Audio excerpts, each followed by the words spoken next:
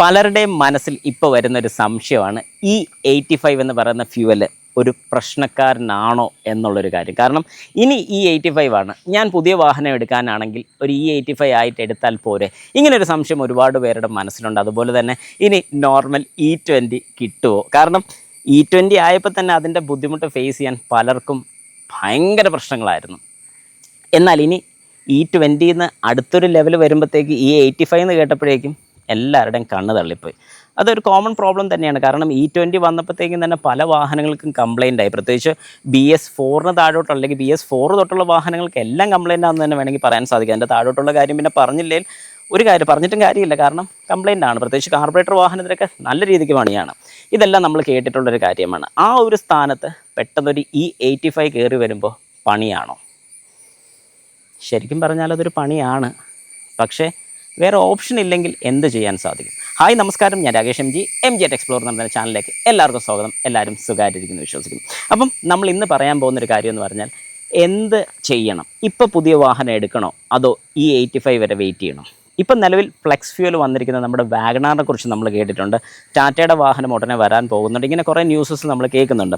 എന്നാൽ E85 ഇപ്പോഴത്തെ കണ്ടീഷനിൽ കൊമേഴ്ഷ്യൽ പേർപ്പസിന് വേണ്ടി മാത്രമാണ് ഗവൺമെൻറ് ഇൻട്രൊഡ്യൂസ് ചെയ്തിരിക്കുന്നത്. അതായത് സാധാരണക്കാർക്ക് കൊടുക്കുന്നില്ല, ജസ്റ്റ് ഇതൊരു ടാക്സി പർപ്പസ് അല്ലെങ്കിൽ കൊമേഴ്ഷ്യൽ സൈഡായിട്ട് ഡ്രൈവ് ചെയ്യുന്ന ആൾക്കാർക്ക് മാത്രമാണ് ഇപ്പോഴത്തെ ഒരു കണ്ടീഷനിൽ E85 പറഞ്ഞിരിക്കുന്നത്.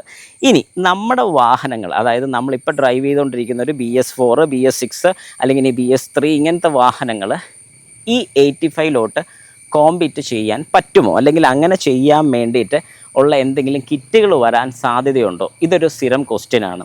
നമുക്ക് E85 എന്ന് പറയുന്നൊരു വേരിയൻറ്റിലോട്ട് കൺവേർട്ട് ചെയ്യുക എന്ന് പറഞ്ഞാൽ ചെറിയൊരു കാര്യമല്ല. കാരണം എന്താണെന്ന് പറഞ്ഞുതരാം. നമ്മുടെ നോർമൽ ഫ്യൂവൽ ബേൺ ചെയ്യാൻ വേണ്ടിയിട്ടുള്ള റേഷ്യോ അഥവാ സോഷ്യോമെട്രിക് റേഷ്യോ എന്ന് പറയും. അതായത് എയറും ഫ്യൂവലും എത്ര അളവിൽ മിക്സ് ചെയ്യണം എന്നുള്ളത്. നോർമൽ വാഹനങ്ങളിലാണെങ്കിൽ 14.7:1 റേഷ്യോയിലാണ് എയർ ഫ്യൂവൽ മിക്സ്ചർ വരുന്നത്. അതായത് എയർ 14.7-ഉം 1 പെട്രോളുമാണ് വരുന്നത്. എന്നാൽ E85 വരുന്ന സമയത്ത് അവിടെ 9.8:1 റേഷ്യോയിലോട്ട് മാറുകയാണ് ചെയ്യുന്നത്. അതായത് 9.8 എയറും 1 പെട്രോളുമാണ് നമുക്ക് വേണ്ടി വരുന്നത്. അപ്പോൾ ഇന്ന് ഈ സോഷ്യോമെട്രിക് റേഷ്യോ എന്നൊക്കെ പറയുമ്പോഴത്തേക്കും പണ്ട് ഓട്ടോമൊബൈൽ പഠിച്ച കാലഘട്ടത്തിൽ ഇരുന്ന് പഠിച്ച ആ കാര്യങ്ങളൊക്കെ ഇപ്പോൾ ഇങ്ങനെ ഓർമ്മ വരിക എന്ന് പറയാൻ സാധിക്കും. ഒരുപാടില്ല, എന്നാലും കുറച്ചൊക്കെ. ഓക്കെ, അപ്പം ഈ ഒരു കാര്യം കൂടെ നമ്മൾ വ്യക്തമായിട്ട് മനസ്സിലാക്കുക. അതായത് കൂടുതൽ വേണ്ടി വരും ഫ്യൂവൽ. എത്തനോൾ കണ്ടൻറ്റ് നമുക്ക് 85% എന്ന് പറയുമ്പോഴത്തേക്കും 85% എത്തനോളും 15% അവിടെ പെട്രോൾ വരുന്നുള്ളൂ. അപ്പം കൂടുതൽ ഫ്യൂവൽ ചെല്ലണം. നമുക്ക് ബേണിങ് പ്രോപ്പർ ആവണമെങ്കിൽ അല്ലെങ്കിൽ ഹീറ്റ് ഉണ്ടാകണമെങ്കിൽ അല്ലെങ്കിൽ പവർ ജനറേറ്റ് ചെയ്യണമെങ്കിൽ കൂടുതൽ ഫ്യൂവൽ വേണ്ടി വരുന്നുണ്ട്. ഇതൊരു പ്രശ്നം തന്നെയാണ്. അപ്പം ഈ ഒരു പ്രശ്നം എങ്ങനെ ഫേസ് ചെയ്യാൻ പറ്റുമെന്ന് ചോദിച്ചു കഴിഞ്ഞാൽ, നമുക്കിതിൻ്റെ കിറ്റ്സും കാര്യങ്ങളൊക്കെ ഇനി അവൈലബിൾ ആകും എന്നാണ് ഞാൻ കേട്ടറിഞ്ഞത്. അതായത് ഇഞ്ചക്ടേഴ്സ് മാറണം, ECM റീട്യൂൺ ചെയ്യണം, ഫ്യൂവൽ ടാങ്ക്സ് മാറേണ്ടി വരും, ഫ്യൂവൽ ഹോസസ് മാറേണ്ടി വരും. ഈ ഫ്യൂവൽ ടാങ്ക് എന്ന് പറഞ്ഞാൽ പുതിയ വാഹനങ്ങൾക്കെല്ലാം നമുക്ക് വരുന്ന ഫൈബർ ടാങ്കാണ്. കുറച്ച് പഴയ വാഹനങ്ങൾക്കെല്ലാം നമുക്ക് മെറ്റൽ ടാങ്ക് വരുന്ന എല്ലാം മാറ്റേണ്ടി വരും. കാരണം E85 എന്ന് പറയുന്ന എത്തനോൾ കണ്ടൻറ്റ് വരുമ്പോൾ വാട്ടറിൻ്റെ അബ്സോർപ്ഷൻ അതിൽ കൂടാനുള്ള സാധ്യതയുണ്ട്. കൊറോഷൻ ഉണ്ടാക്കാനുള്ളൊരു മെറ്റീരിയൽ തന്നെയാണ് എത്തനോൾ എന്ന് പറയുന്നത്. അപ്പോൾ അങ്ങനെ കൊറോഷനൊക്കെ കൂടാനുള്ള ചാൻസസും, റബ്ബേഴ്സിനും അതുപോലെ തന്നെ ചില പ്ലാസ്റ്റിക് മെറ്റീരിയൽസിനൊക്കെ പ്രോബ്ലംസ് ഉണ്ടാക്കാനുള്ള ചാൻസസ് ഉണ്ട്. അതുകൊണ്ട് ഒരുപാട് കാര്യങ്ങൾ ഇനി കരുതലെടുക്കേണ്ടി വരും. ഏതായാലും ഉടനെ E85 ആകില്ല എന്ന് തന്നെ നമുക്ക് വിശ്വസിക്കാം. ഇപ്പോൾ ഇറങ്ങിയിരിക്കുന്ന വാഹനങ്ങളെല്ലാം E20 ഇപ്പം നമുക്ക് E20 സുഖമായിട്ട് കിട്ടുന്നൊരു കാലഘട്ടമാണ്. അതുകൊണ്ട് ഇപ്പോൾ ഉടനെ നമ്മൾ പേടിക്കേണ്ട കാര്യമില്ല. പക്ഷേ ഭാവിയിൽ ഉറപ്പായിട്ടും E85 വരും.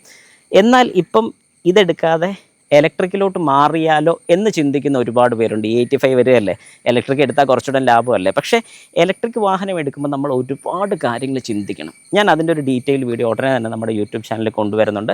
ഫുള്ളൊന്ന് കണ്ടു നോക്കാം. അപ്പോൾ എല്ലാവർക്കും എൻ്റെ നന്ദി, നമസ്കാരം. ഇതിനെക്കുറിച്ചുള്ള ഒരു അഭിപ്രായം കൂടി ജസ്റ്റ് ഒന്ന് കമൻറ്റ് ചെയ്യുക. കുറേ കാര്യങ്ങൾ ഇനി മുമ്പോട്ട് വരുന്നുണ്ട്. അതിനെക്കുറിച്ച് കൂടുതൽ ഞാൻ അപ്ഡേറ്റ് തരുന്നതായിരിക്കും.